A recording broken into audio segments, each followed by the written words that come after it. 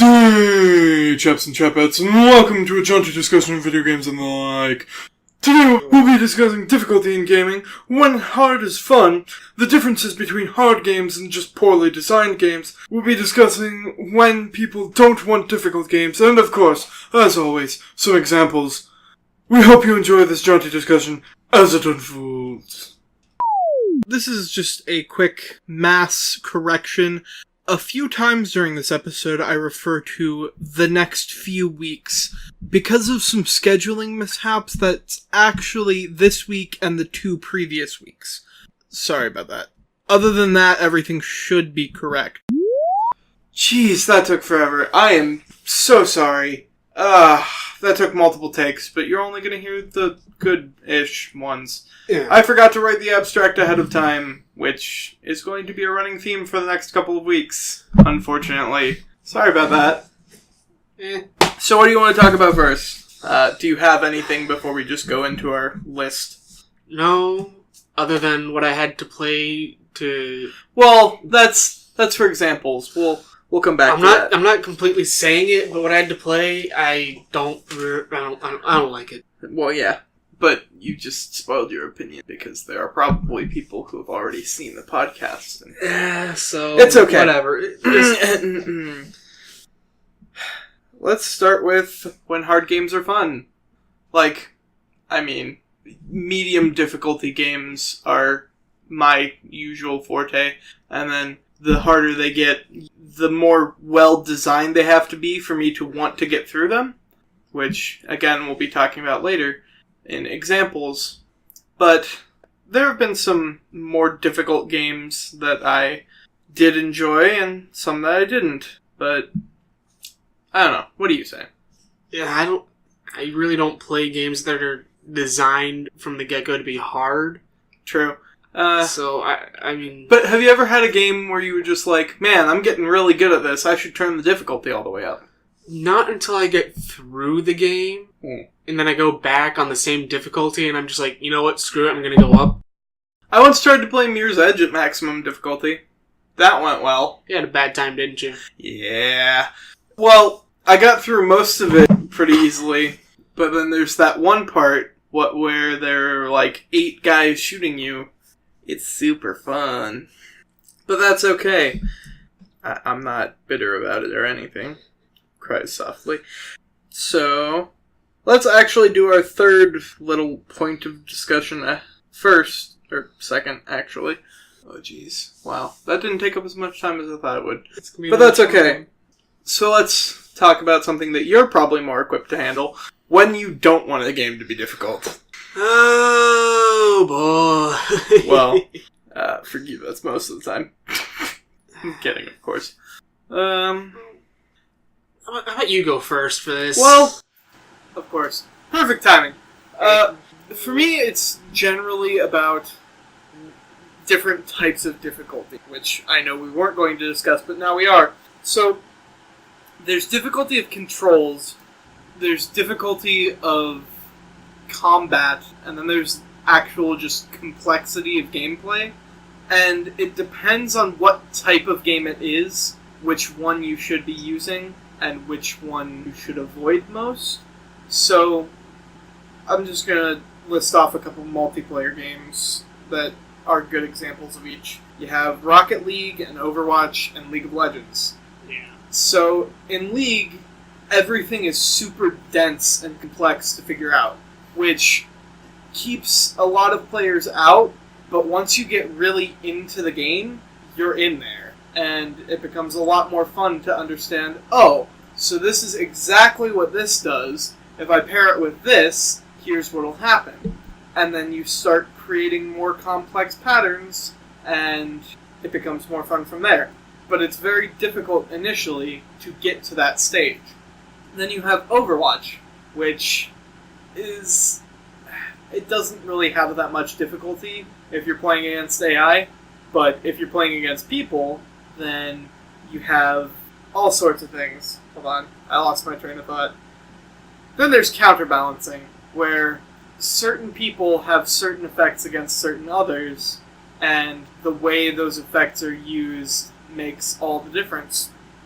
And so that's a thing that can happen. But also, if you are completely unfamiliar with a character in Overwatch, then they can probably get in and destroy you before you have any idea what's going on. Yeah.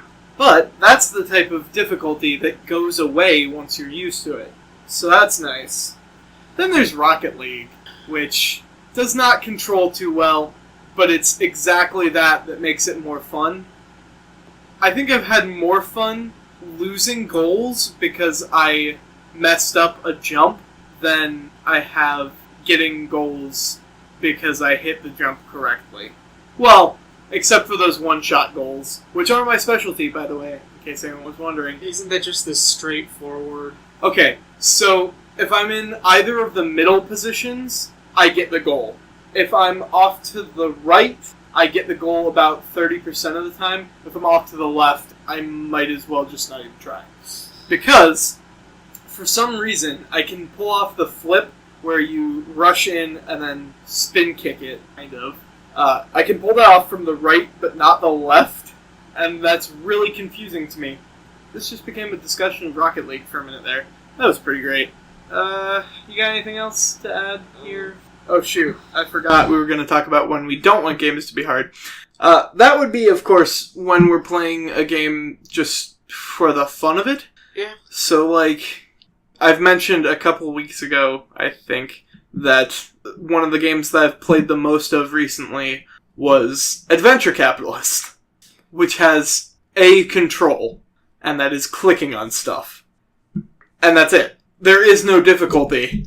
It's just an idle game. And those are really fun for me because I don't have to think. And the only thing that I find moderately difficult in the games I've been playing recently is the kind of micromanaging you have to do. Or not really have to do, but it's just with the Assassin's Creed 2 and Brotherhood, where you can upgrade like either the villa or Rome by buying like all of the shops and all that. It's okay in 2, but Brotherhood, if you don't get a good amount of the banks, then the money that you get from everywhere else will get to the point where you start to just lose all of the money in the bank that you have. that's unfortunate. Yeah, but that's why I've been going through like, where's the bank? Get the bank. Where's the bank? Get the bank. Excellent. But I really don't think I have any other examples of when I don't want a game to be hard. And I know I don't have any when I want them to be hard, except for when I go through them and I feel like wanting a challenge. Yeah. I did think of another reason to not want any difficulty from your game, and that's when it's something that you want to play creatively. So, like, Minecraft or Mario Maker, which there are hard levels in Mario Maker, but that's not the creative aspect of it, so yeah. And I'm sure other sandbox games you don't want to be hard. Well, some sandbox games. Also, I just remembered another thing, and this applies to Doom and Destiny and probably a couple other games that we have that I can't think of right now, but I don't want the enemies to be difficult when I want to run my Dude Puncher kit, which is a single heavy weapon with low ammo and just punching people. And it's great. I love it. I started doing it in Destiny because I was like, man, all these enemies are really, really easy to kill. I wonder what would happen if I just went around doing nothing but punching them. And it was the best time I have ever had. While playing Destiny. Well, yeah. Because it was also a good time in general, but playing Destiny is monotonous at best. Yeah. Also, I didn't really appreciate that when I was trying to go through it on the PS4, I wasn't able to because I didn't have Live, which we're going to get to paid online at some point. Oh boy. It's coming. Mm-hmm. Unfortunately, I think that's about all we can do on this particular topic. So I guess we'll move on to the differences between a hard game and a bad game. Oh boy. I have a very specific set of examples here. Alright, then example away. Well, I have a singular example here. I was trying to think of an example of a difficult game that's similar, but I can't. So, I want to talk about Knack, because Knack is terrible. The controls are laggy, The character is weak. Just everything is horrible in that game. And I think my biggest problem with it is that if you look at cutscenes from the game, then, oh yeah, you're this indestructible badass who just goes around wrecking everyone's day. And then you start playing the game, and you take one shot to die. Well, not always. Sometimes it's two. Seriously? Yeah, it's really bad. Great. Oh yeah. But then there are difficult games, which I don't want to talk too much about it because we're going to go to examples, and then I'm pretty much just going to go on for about 15 minutes about a singular game. Except not actually, because I just remembered that I'm trying to limit myself in this episode and trying not to talk about it then. Some of the levels in Mirror's Edge are not the best designed, and that's what makes them difficult. Like, infamously, I'm really bad at the third level, and it's because I have to run down the sewer without getting shot. Except, after having played the game for 5-ish years, because I think I started playing it in high school, I figured out that you don't have to go into the sewer while you're running in that section. Like, if you know what I'm talking about, anyone out there, or you know what I'm talking about? It's been Like the open air sewer thing, and there's the Oh. helicopter. Yeah, there's a helicopter sniper, and you die. You die a lot. It's a bad time. Wasn't I playing it and you noticed what I was doing? Out of the corner of my eye, I saw it, but then I was playing it, and I kept dying, and then I tried to do the thing, and I succeeded, and then I cried a little bit. It was a good time for everyone involved. Alright, anything else to add before we move on to examples? No. I don't think I have anything else to add. No, I don't. So, examples of hard games that are good. Well, first of all, I'm going to throw Shadow of Mordor. Just kidding. I read the wrong title. I was looking at the game shelf, and I have two right next to each other that have SH, and I read the wrong one. Oh, the Shovel Knight. There we go. I was hoping you were going to say it so I didn't have to feel like a total shithead. Yes, Shovel Knight. It's beautiful, except I'm not allowed to play it at home anymore. Why? I gotta hear this. So I was maybe playing it, and then my dad heard what I actually sound like when I get mad, and was slightly concerned, and told me to never play it again. Have you heard me actually be mad? If you mean... Like, to the point where I start screaming like a demon? No, I have not, and I hope I never do. We might have to do this at some point. Although I might want to hear it just so I can record it and set it as a ringtone. We could record me playing Shovel Knight. That'd be pretty great. Except, no, we're not going to do that. No. But yes, I am banned from playing Shovel Knight within my own house because my dad gets concerned for the well-being of everyone involved. And, yeah. Why do you just get red skin, grow horns, a tail, wings, start breathing fire? No, but for a while I had a mattress up against my wall so that I could punch the wall at full force. Except, here's the thing. I've gotten a lot stronger over the past year. So now I don't think the mattress would help. So it's probably a good thing that I don't play Shovel Knight at home. It's a good thing you don't play it here. Jeez. Well, yeah. And just because I get mad at a game doesn't mean that I don't like it, which we're going to get to a little bit later with my favorite game. Do you have an example? Or I mean, other than the one that I played, no. you have more than that, I'm sure. Well, no, there is Bloodborne. Hey, there we go. Yeah, that one. I mean, I enjoy playing it. It's just the first time I was playing it, I didn't realize how difficult it was going to be. Sometime in October, we should talk about horror games. Because, yeah.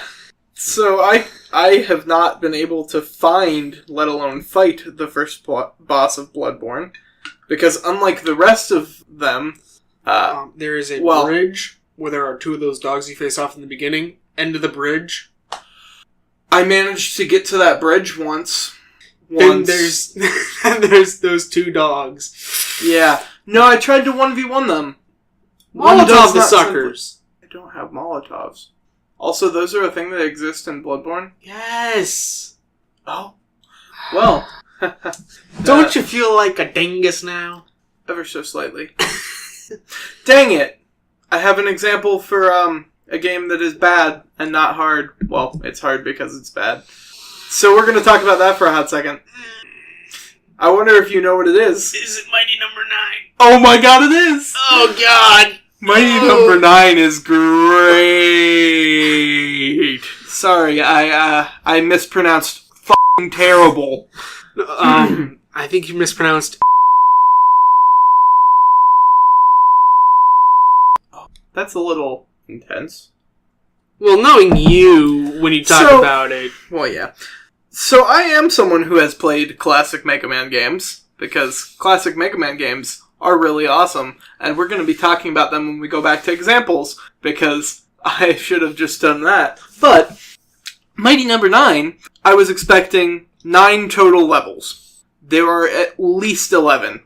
At least. I have not been able to get through all of them, because I cannot complete the next 2 levels. Because it's so badly designed. So, the thing about classic Mega Man games is that, yes, each of the Robot Masters has a weakness to one of the other ones. But, there was almost never a specified easiest fight.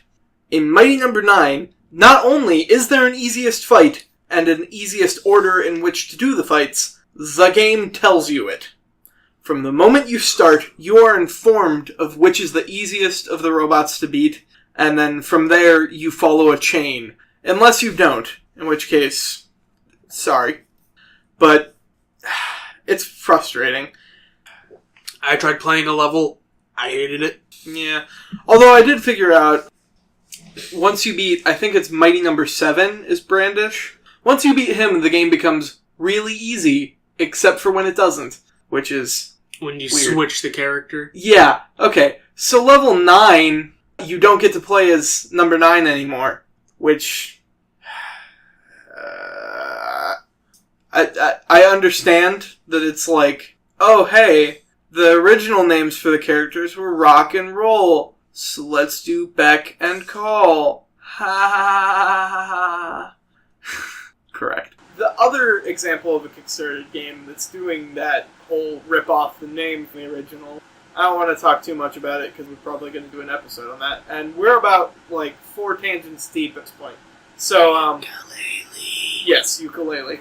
I tried to pre-order it today, but apparently all the pre-orders are gone. Which is weird. I don't know. I was talking about how Mighty Number 9 sucks. It's not well designed, and it's only hard because it's poorly designed. Like, you should be able to beat any of the robot... I keep wanting to call them Robot Masters. I don't know what they're called. I'm going to call them sacks of potatoes. You can beat any of the sacks of potatoes first. Or you should be able to, but you can't. You beat Mighty Number 6 first. He's the first sack of potatoes. Why? Because the game told me to. Okay. I think I'm about done talking about this game. Yeah. Do you have like at least one more example of a hard game? Or... Because I do want to talk about Mega Man, and we're taking turns. Other than the AVGN games, which are purposely Wait. which are purposely made to be God damn it. hard. It was my turn. I am sorry. That's okay. You can do your thing. They were purposely made to be hard because they're harkening back to the 8-bit games of old, and at some points I do enjoy trying to get further into the levels, but then other times it just the repetitiveness of it makes me lose my shit. Excellent. Speaking of old 8-bit games, let's talk about Mega Man for a hot second. Mega Man. Mega Man! It's pretty good. I especially like Mega Man 2 because it's the first one that had the 9-level pattern, and it's also quite well designed. So, Can I go on record saying I've never played any of the 8-bit Mega Man games? you can, but I'm gonna slap you. Hey! Ow! So, I mean, the fact that I never had a Nintendo, or at least any game system like that until I was I 6. didn't either. That's why I got a computer. Okay, good point. You know what? Hit me again for that. Nah. Ah, come on! I deserve it. We're gonna have to have a serious talk about your fascination with being slapped here. It's not a fascination. Sure, it's not. Moving on from that slightly creepy line of dialogue. Wow, we are not very far into this, but that's okay. So, we do have one more example And you may have noticed I've been specifically not mentioning it because I wanted the first mention of it in the episode to be from Alex. You're Goddamn Dark Souls. Can you say that a little bit more in English for the viewers at home? Goddamn Dark Souls. Yep, my favorite. Yeah, Oh, of course baby. it's your favorite. It's so well designed for It you and is. your programming mind. Yeah. We're gonna have to have an entire episode or 5 just about Dark Souls. Yeah, you can do all the playing for that. I'm done with that game. So why don't you explain to the people at home how far you are right now? I am past the Asylum Demon. I'm actually pretty impressed that you managed to beat the Asylum Demon in just, like, that little amount of playtime. Because the way I consider Dark Souls bosses, they're like a puzzle game. And I know you aren't one prone to puzzles. By the way, I don't know if I've mentioned this lately, but I am extremely happy that you were willing to play a game that you specifically did not want to, just to research for this show. Yeah. Like, I also did Demon Souls, which is slightly better than Dark Souls. I'm not gonna lie, you made it to about the same point I did. That bridge where you died, yeah, I got the shortcut that goes up to there. That's all the farther I got. Yeah. I think I know the reason why I hate them. It's not the difficulty, it's the fact that it's the repetitive nature that you have to go through. That plus the difficulty occasionally, but I think for the most part, having me repeat one thing over and over and over. See, and that's part of the difficulty, is that monsters respawn, and people aren't usually used to that. Which could, yeah, it's true for me. I'm not Yeah. entirely used to it. It just tends to piss me off to no end. Yeah, that's fine. And you've seen me get mad. I have seen you get mad. It's a wonderful sight to behold. You've seen me get almost mad. That's happened before. Yeah, I haven't seen you go nuclear, and I don't think I've gone nuclear myself at all, so. Excellent. So yes, I would also like to talk about Dark Souls. Specifically because, plug, I'm playing Dark Souls 2 over on my gaming channel. So if you want to check that out, links in the description. Could you say that again in English? No. Lanix in the Desecration. There we go. That's closer, right? Yeah.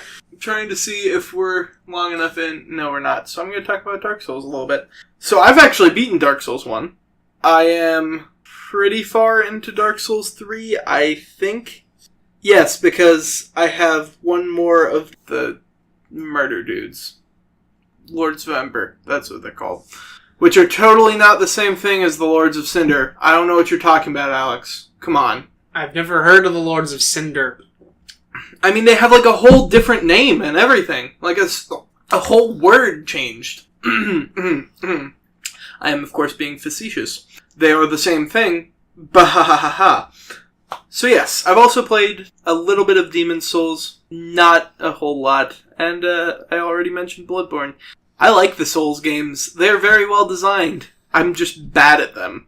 Which, I've argued in the past that no one's really good at Dark Souls. You just get slightly less terrible each time. And that's the goal. Anything to add to this discussion of Souls games, or? No, because I haven't played enough Yeah. to constitute us going on. I mean, geez, you have a whole 2 more Souls games to try. Hell no! Well, with that, I think we should draw to our closing remarks. Difficult games can be fun, but sometimes not. I prefer them, because they give me more of a challenge and allow me to use my problem-solving skills on the fly. I am on the other end of that, mostly because I don't want to lose my shit. 'Cause I've seen it happen with others that I know without even playing games, and I don't want to know what happens if I get to that point. So I try to stay away from those difficult games. Probably a good idea. Yeah. Now we go to the recommendations. So these are going to be slightly less difficult games that you would probably enjoy instead of hard games like what we've been talking about. So, any ideas? Darksiders comes to mind for a game that's not that difficult. Well, and for that matter, any God of War game. Yeah, unless you're kind of like me as well, where those will usually Get boring. A, boring, and B, will piss you right off. Well, that's unfortunate. Anything else about Darksiders you want Other to than suggest it? other than you get to play as Horseman of the Apocalypse, no. Have they ever made a 3 and 4? No, that I've not. Well, they should get on that. So that you can play as totally not Famine or Pestilence. Oh, another one that is good would be Chronicles of Riddick, where you play as Riddick. Sorry, did you say Vin Diesel? Yes, and I am Groot. and they are very fun. They do cause you to have to think a bit more, especially with Escape from Butcher Bay. I now want to look up and see if there's a mod for any of the Riddick games that replaces all of his dialogue with I am Groot. I'm pretty sure there is. I'm almost certain that is a thing that exists, and if it's not, coders, what are you doing? Get on this. They, as I said before, they are good. What type of games are those? Because I've only heard of them in passing. I want to say, it's first person, but it's not really a shooter for the most part. It's more stealth based. Okay. We should really have a discussion about genres one of these days, because, as you know, you can't spell genre without generic. Wait. That might be reversed. Well, if I could, I would bring the copy with me, because my father doesn't play it anymore. So I probably could manage to sneak it, if I was sneaky enough, but knowing that I'm not... Oh, you and your family. I am receiving a phone call, so I'm gonna have to... Take the call. Well, no, she'll be fine. Oh, okay. I'll call her back. He'll explain that. Yeah. Nothing else really from me. Cool. I'm going to recommend literally any Legend of Zelda game except the first one, because the first one is hard as hell. I'm tacking on an addendum to this recommendation because I got Breath of the Wild and it's also hard. So if you're not in the mood for a hard game, do not get Breath of the Wild either. I mean, if you're looking for hard games and that's why you're here, then absolutely pick that up. If you're not looking for hard games and you're still listening to the recommendations, then literally all of the Zelda games are fairly easy, and they're more like the Dark Souls, except For kids. for kids, yeah. Because you have puzzle-like bosses and MacGuffins to find, which is always wonderful. I think that's about all we got. So, we hope you have enjoyed this jaunty discussion. I would say that it was rather fruitful and a wonderful discussion of video games and the like, in which we analyzed difficulty in video games. Closing joke. Your life. Aww.